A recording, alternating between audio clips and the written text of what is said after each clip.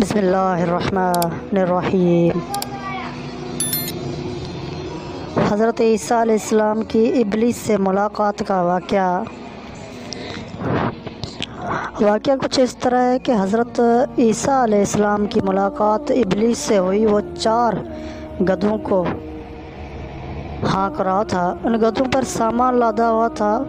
حضرت عیسیٰ علیہ السلام نے ابلیس سے ان گدھوں کے ہانکنے اور سامان کے بارے میں پوچھا۔ ابلیس نے جواب میں کہا کہ تجارت کا سامان ان گدھوں پر لدا ہوا ہے اور خریدنے والوں کو تلاش کر رہا ہوں۔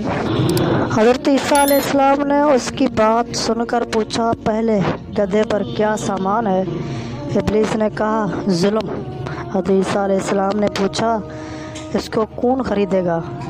ابلیس نے کہا، بادشاہ۔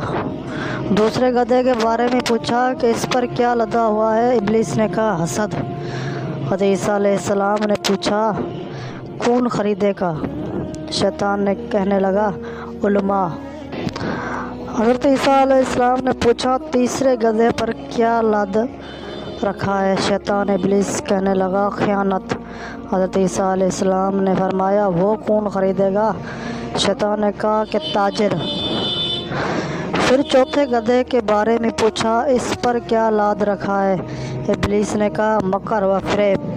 حضرت عیسیٰ علیہ السلام نے پوچھا، اسے کون خریدے گا؟ شیطان نے کہا، عورتیں۔ اللہ تعالی ہم سب کو ہدایت دے اور شیطان کے مکر و فریب سے بچائے، آمین یا رب العالمین۔